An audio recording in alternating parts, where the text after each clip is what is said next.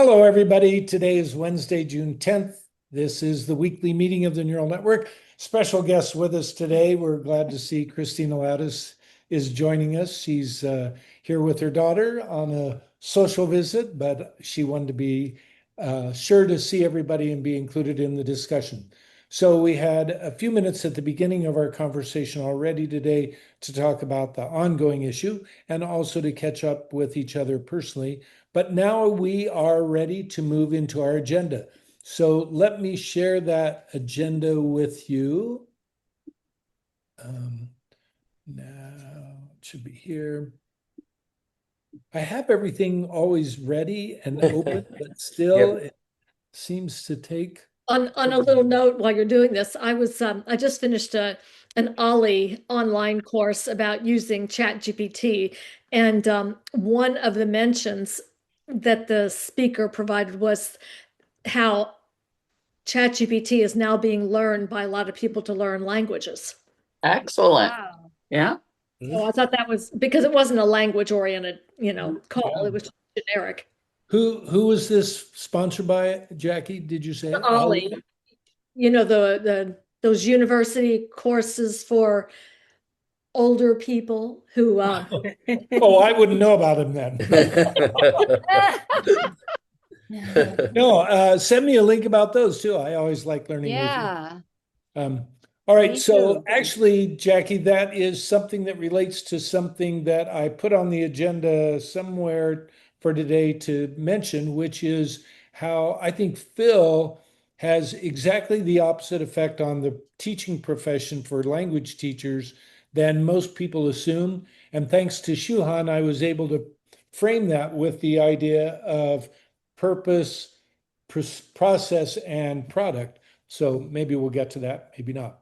All right, so first thing here that I wanted to take at least 10 or 20 minutes on is Madeline and the brainstorming of questions for Dr. Lawrence, who will be with us in 2 weeks. And that gives me occasion to remind you that I won't be here next week.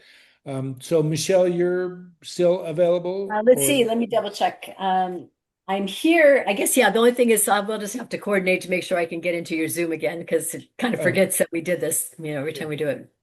Okay, but we will go ahead and have the meeting. Michelle will be able to give you, for one thing, an update. Michelle and Shuhan will be able to give you an update about tomorrow's meeting too. All right, so Madeline, let's turn it over to you. I'm going to go back off of the agenda just to you. And if you don't mind, I'll put you on the spot and kind of let you lead this part of our conversation together, because we're so happy to be able to visit with Dr. Lawrence. That's a really unique privilege that you set up for the group. So take it away. Thank you, Tom. I think it really is, and when you consider that really basically the opposite leaders. I was chatting with him at a luncheon, and I mentioned our situation with the lawsuit, but very vaguely, and he responded very vaguely. So then we got on to, maybe it would be helpful just to come here. And then we got not going to talk about that because we don't have time. We could spend the whole time on that. And I thought when I was looking at the question I wrote you yesterday and put into the conflict of the agenda, I won't ask about that either because there won't be time to talk about trigger items. What he seemed to indicate to me that is more where he's thinking about the questions are the articulations between secondary and higher ed, because this is mostly concentrated in higher ed. So Secretary Lawrence has that on his mind, but academic freedom touches us all, and freedom of expression touches every single citizen. And it was his suggestion to do the anticipatory compliance because he wants to talk about some of the risks and some of what he's seen where people try to, in advance, not get into, any kind of situation with those things and then discover they lost everything. So I don't know what those examples will be. So I just wonder what kind of questions you have. And I also found that he has a resolution for debate on campus, which very much, his very first principle echoes ours. It's stated somewhat differently, but basically it's respect for the individual where they are. And what he's saying is respect for the person's point of view And then second principle was to refuse to delegitimize that person's point of view. And then the third one we can talk about in a minute. But I wondered if people have questions. And I think we'll call him Secretary Lawrence. I'm not sure he Okay. has a doctorate. Not that it matters, but Well, I read what you sent or Tom sent and forwarded. And my question is, how does he see those three core Principles. tenets? Yeah. Feeding into what has already happened on several campuses, Columbia, just to name one.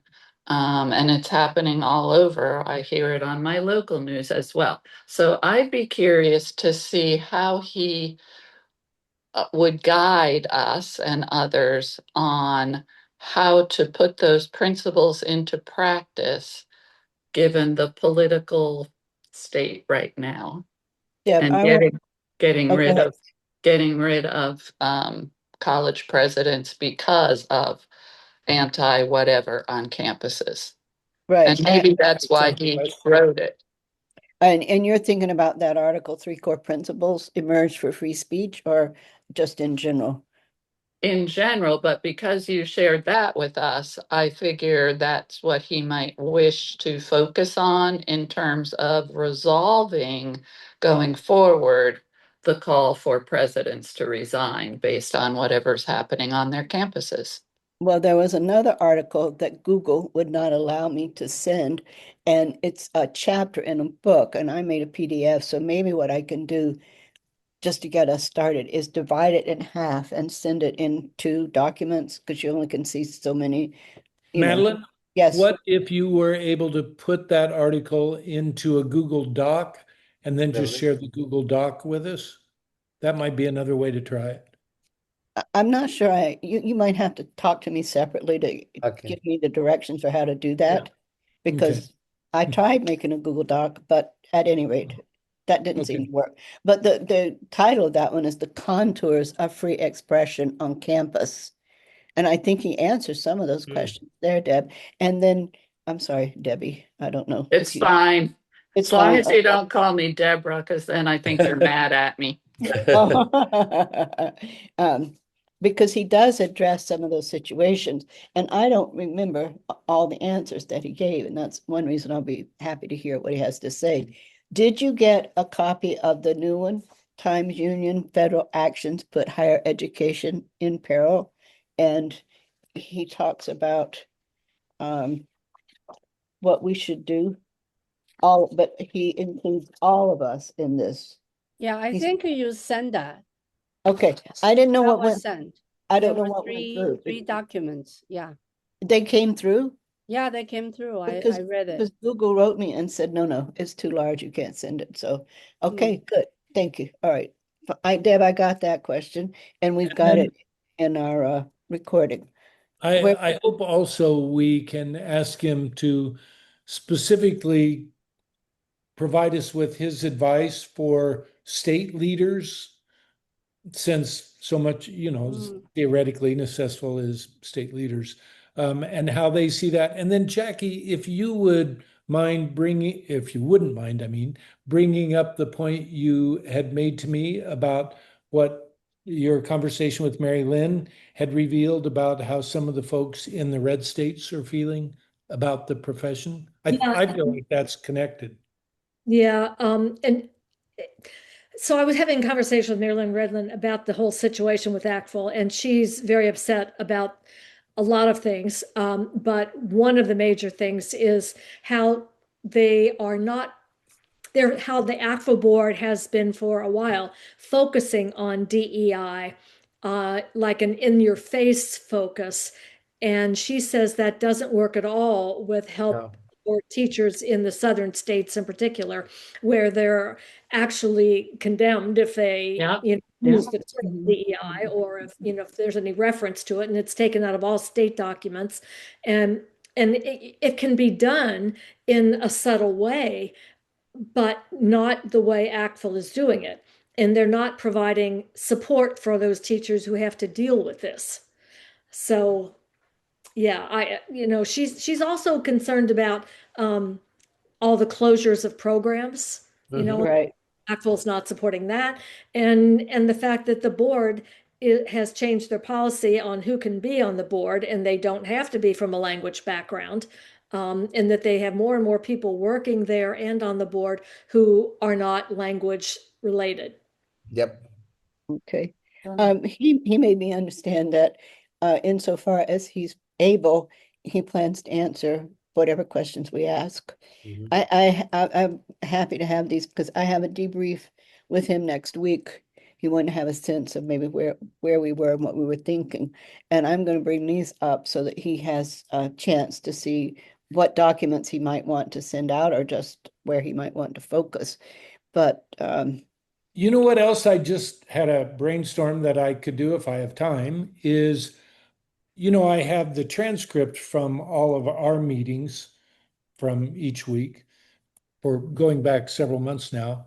I could feed all of those into chat and ask it if it can come up with some additional questions Mm. that might have been provoked because they relate to things that we've previously discussed that maybe we weren't even thinking about. Oh, this has to do with academic freedom or freedom of speech or something.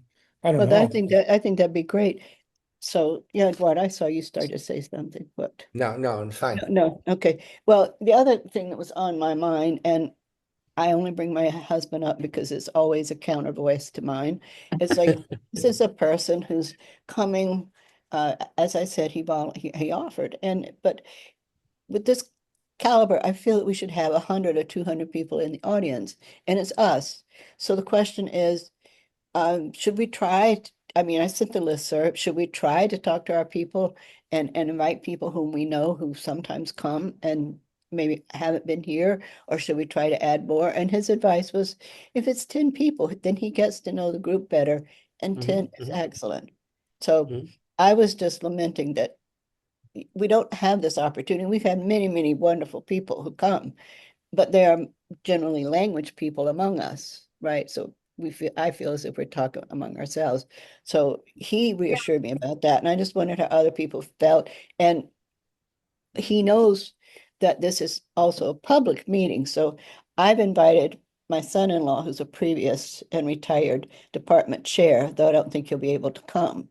And I invited Greg Duncan, with whom I'm in contact, but he's still an assistful member who's not getting our emails. We don't know about why that is, but at any rate, I Well, wonder what people I thought don't about have him that. on our neural network list. I'm happy to add him if you think he wants to be added. Just have him Well, on. he said he can't come today, but he wants to come to that, and Okay. he wanted to Oh, it'd be great to have Greg. he went on the NASISFul listserv, but he is Oh. not, and he said his dues are paid up because he just went to Hmm. like double check his status, that sort of thing. So that's just an example. But I wonder how people felt and what they think Yeah, we I should.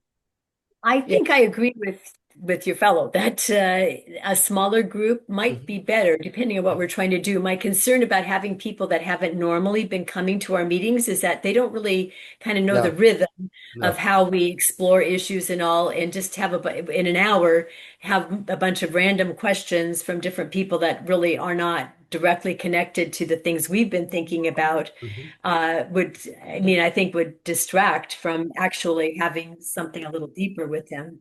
I mean, what do we hope to get out of this? What are we going to do after we've met with him? Is it going to, I mean, usually when we meet with somebody, it leads to us going down another rabbit hole in a sense. I don't mean that Mhm. in a negative sense at all, but like, oh wow, we hadn't thought about that angle. Let's explore that some more. Or it influences things that we're writing about, like Tom on his Substack, or things like that. We're not just doing it to have like somebody make a presentation to us generally.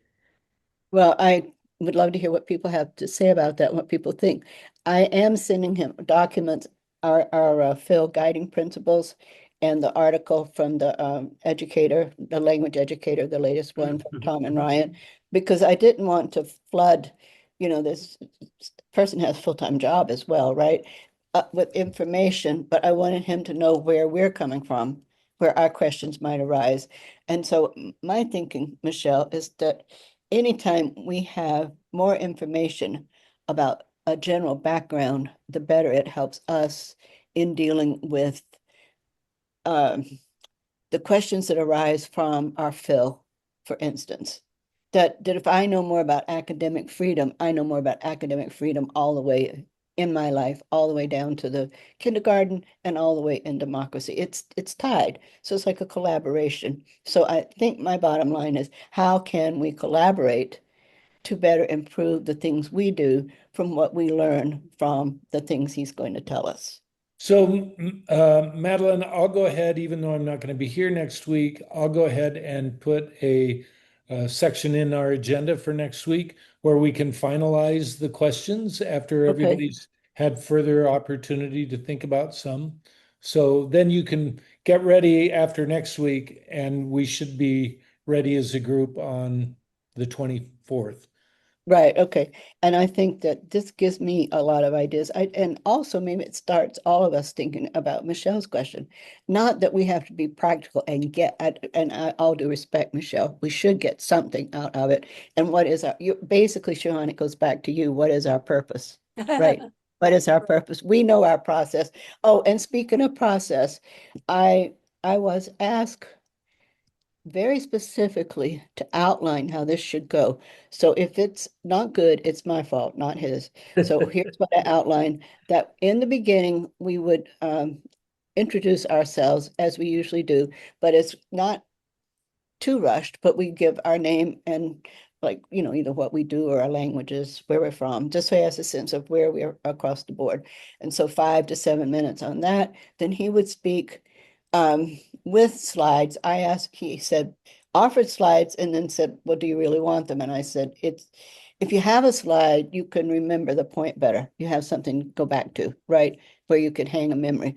So I asked for 25 minutes of slides with commentary. And then after that, it's our questions the rest of the time. And then wrap up and goodbye. Oh, I have one quick question. I think, Tom, you said our time's up. I wanted to offer, because let me enunciate, he is coming without any request for any kind of recognition. And I wanted to offer that we would make a contribution to the capital campaign of Phi Beta Kappa in honor and in appreciation for his generosity in sharing his wisdom and time with us. And I would be quite happy to make that donation, but I would like it to be in the flow to be written by NACISPL. What do people think of that idea? Well, Do you I- mean is it overall or necessary? Yeah. I'm sorry. The network, the neural network. Yeah. We're a subgroup of NACISPL. I would ask NACISPL treasurer to write the check to Phi Beta Kappa. I would donate the money, and anybody else who wanted to donate any money would be welcome to. I'm not trying to keep anybody from doing that, but I just felt like it would be a nice way for us to honor his participation. I think from the neural network would be more appropriate than accessible. But I don't want it to come from me, Shuhan, and we don't have a treasurer with a checking account. Oh, I That's see. why I'm suggesting that it would be NACISPL, because that's our parent organization. Yeah, but I don't And- think we can just do Yeah, that and assume that they'll do it. accessible, I don't know. Well, I would ask the board. Yeah, I would okay, ask Kathleen, yeah. is there a problem, or would that work? Could that happen? I think One- the one question is whether we're setting a precedent. Like, are we going to be asking the accessible board to pay things for other things that we want to do? We haven't had that kind of relationship with the board, and they're kind of a little conservative, I think, in some ways in decisions about things like this. I'm not sure. Yeah, they are representing their state government more or less, so that's the thing.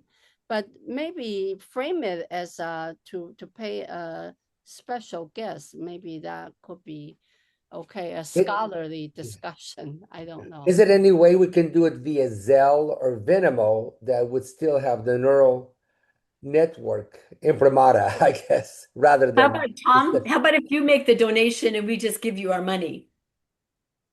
Well, I'm not asking anybody to give me any money. No, but I mean, or Madeline gives you the money, but and then you just Venmo it to You mean that Tom as our facilitator would be the one who would Yeah. who would Yeah. send Yeah. the funding. Yeah, because it's, yeah. As long as Well, it I doesn't get don't me in trouble with the IRS. would it, Tom? No, we're not talking about, I don't think we're talking about enough money for No, I don't think so. Well, the $500 IRS is is, not, and that would yeah. that's a contribution.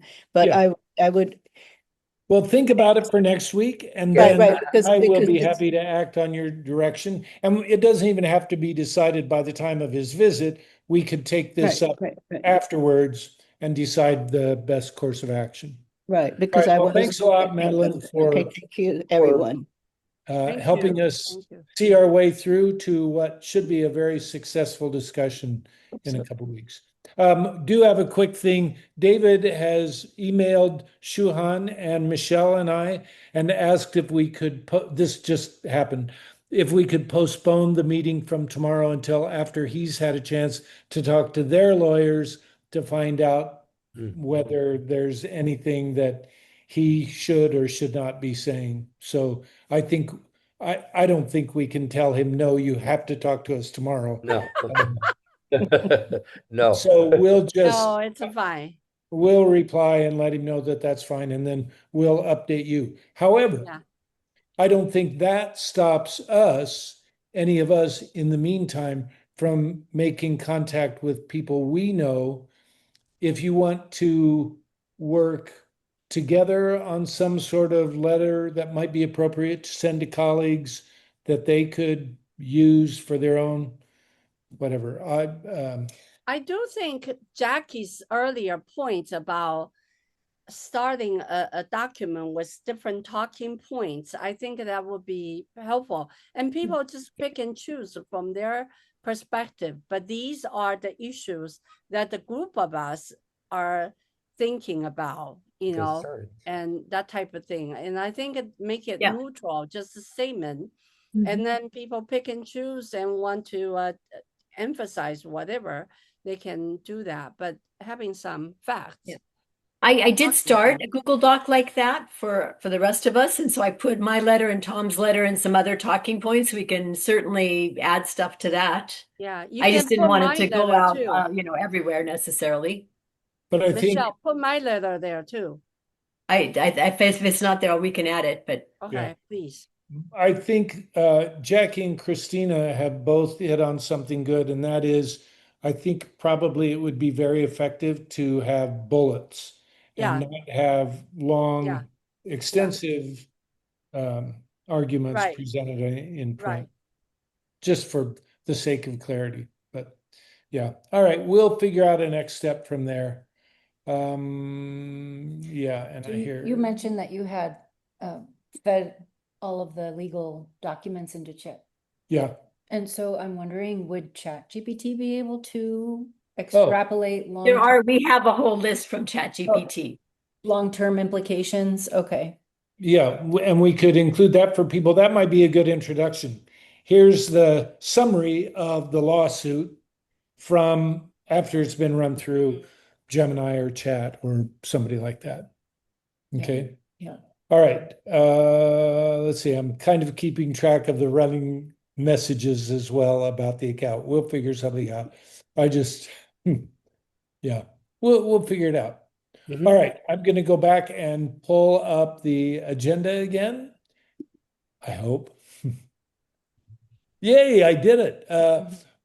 Let's see. Oh, I don't know if any of you had a chance to look at this. Did you see this about unblooms? I think this is one of the more interesting and intriguing articles I've read in the last several months. I'll just show you the quick thing. Was it in this one? No, that was South Belty Meg. Oh, That's the that's- other one. Yeah. Oh, now how do I get out of that? I'll have to go back. But Unblooms basically was talking about the fact, hey, Blooms was really good while it was there, but now we're beyond that. Here, just, Sorry, yeah, I'm just gonna, have to move that yeah, I'm gonna, that far. I think, There you go. yeah, and Right now ours is here. Okay, now, thank you, Christina, for the technical help.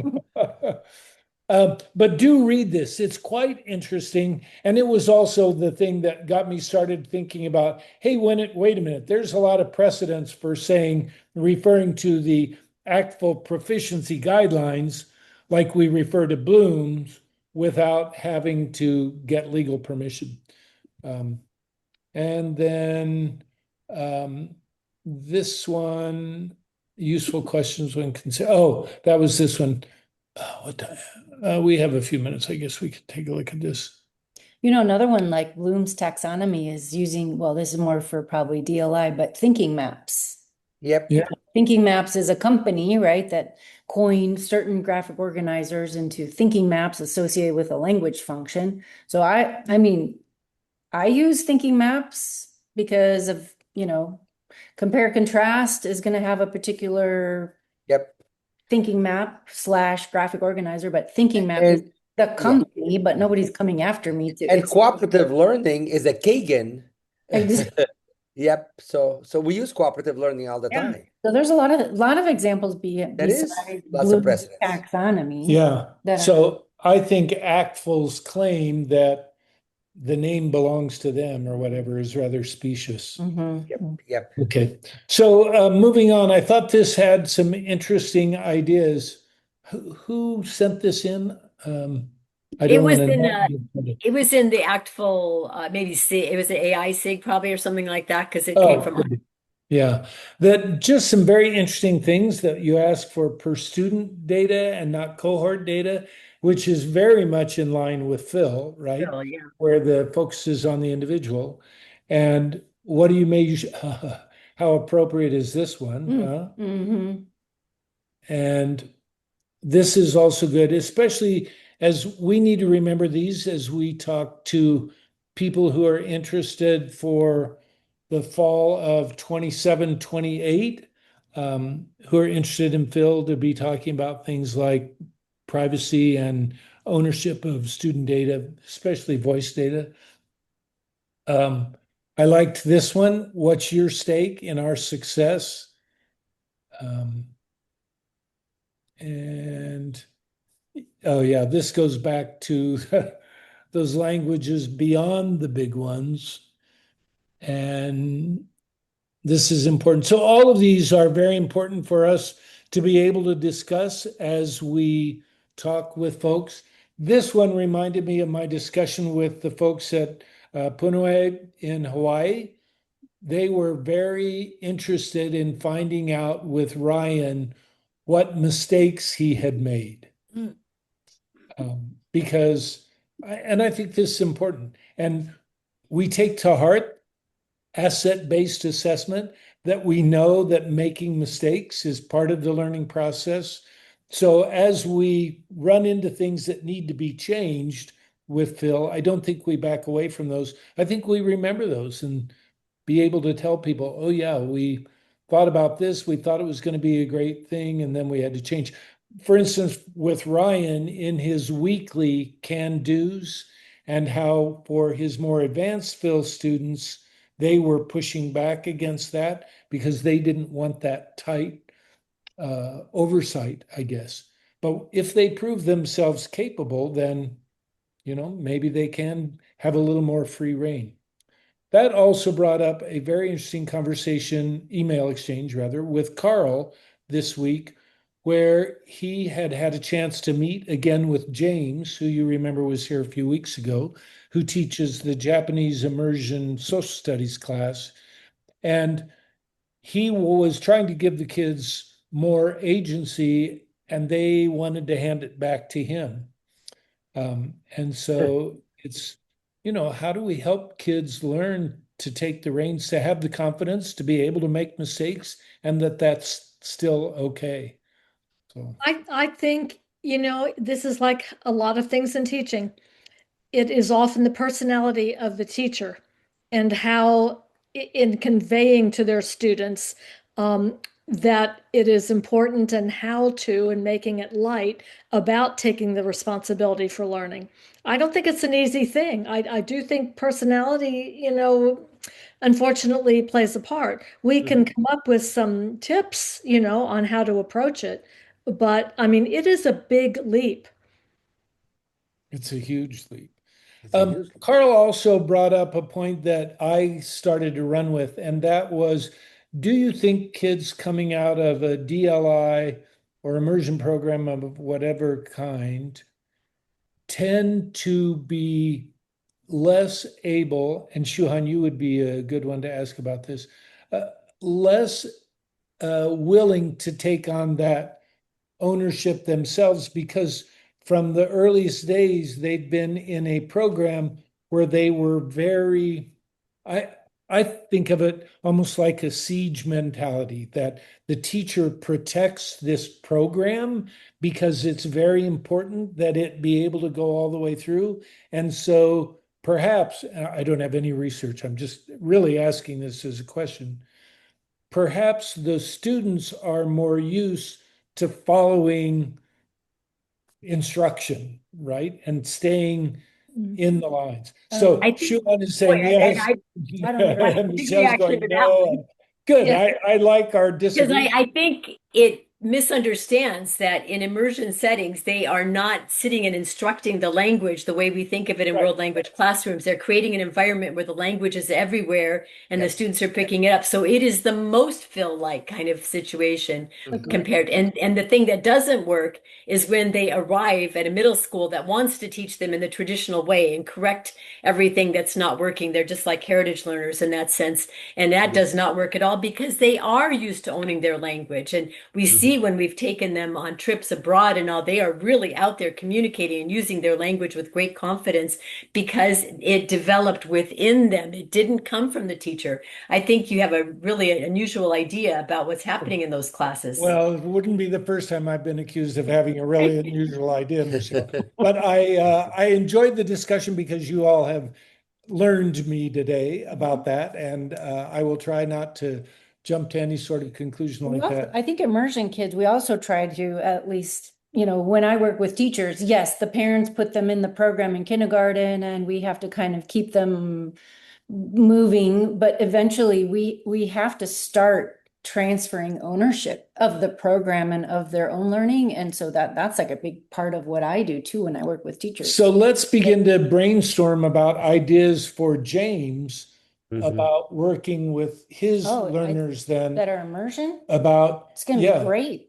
I think those kids are primed they're not afraid to, because they acquired a language through an immersion way, and they weren't like feeling like they were making errors or being punished for errors. They grew up speaking it and learning it that way. And so, I mean, my experience with immersion and even my own kids, they all jumped into a third language with like no fear.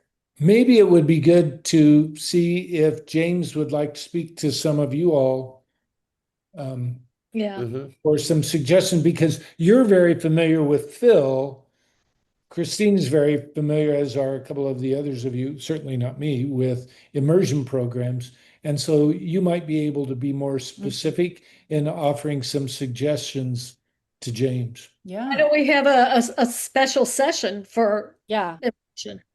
Yep, that's a good Fine idea. with me. We're getting so I love it that we have so many important concepts to talk about that are connected, and yeah, that's But great. I do think this points to a new direction about Phil, because I've been thinking about, most of our conversation, particularly with the fact that, with Ryan's class and so forth, the focus has been on the beginning level students, and the students are kind of exploring different languages, more or less exploratory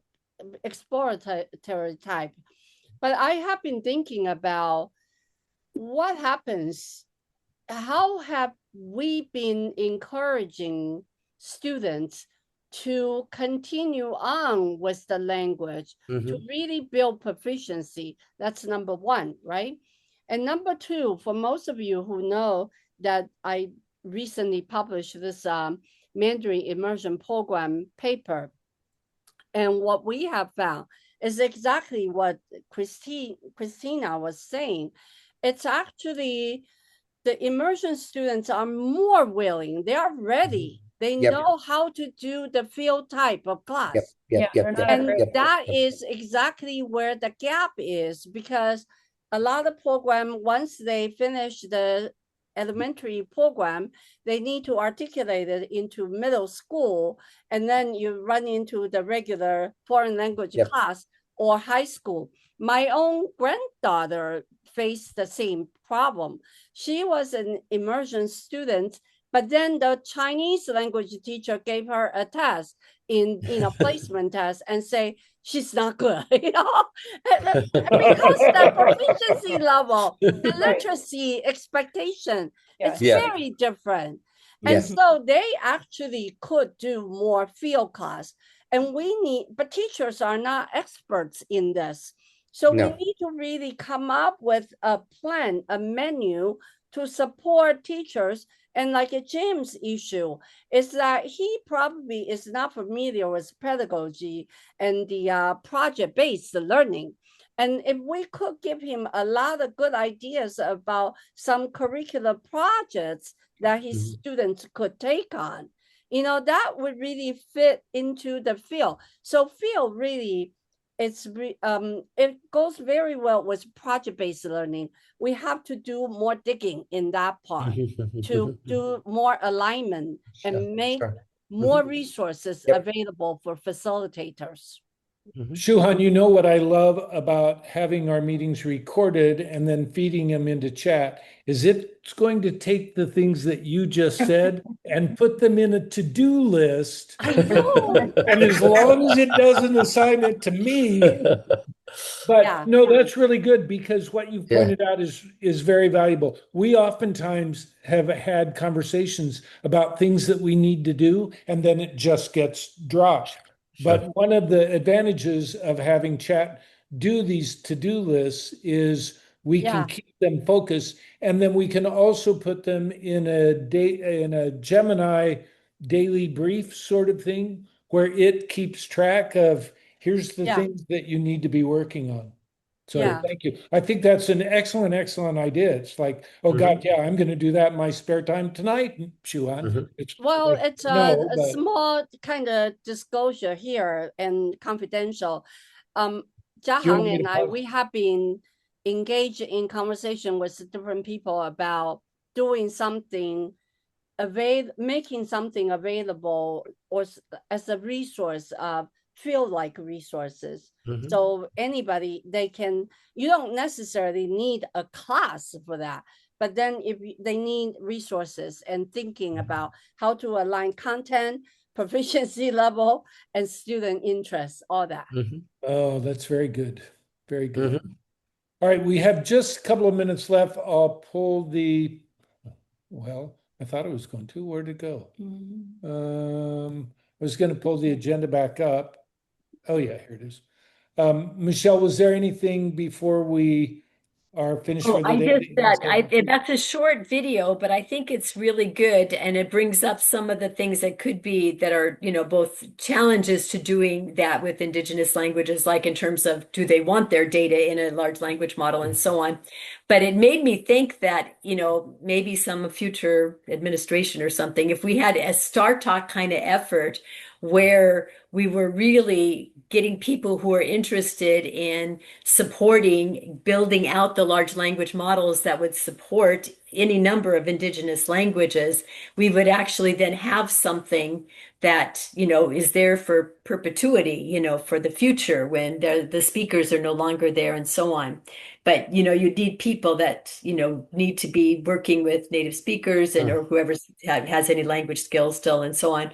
But it would be so interesting if there was ever that kind of thing. Maybe 7,000 languages would take on a project like that. Well, share this with Joy Payton, with the heritage languages. Yeah. All right, that's another thing for the to-do list chat. And one final thought along those lines, you talked about Star Talk and what a big success that was for our profession with deep funding from the federal government, which we know we Only can't count funding on from now. the federal government. But I don't know if you all have seen some of the reports that I've seen lately about the drive by the new billionaires to go about a different sort of financial support for different initiatives. And so I'm going to do two things in chat. You can take this down. I'm going to reach back to our friend Jerry Registra because of where he is at Meta and just say, hey, listen, we need to identify some people with deep pockets and an interest in world languages. Can you maybe at least provide names or something? And then I'll also ask various AI to identify the same thing. Please provide us, and I know everybody's doing this. These people probably get 1,000 requests a day, but if the 1,001st is from us and they say, hey, you guys are really doing something very different that holds real promise, we may be in luck. So all right, so our time is almost up. Is there anything else? And I would urge everybody to watch that short video, including me talking to myself, to watch the short video that Michelle put here that we have under number 5. And that is, look, we did it again. We got to the end of the agenda and exactly on time. How about that? Well, thank you, Wow. everyone, for your Take thoughts. I care. appreciate that.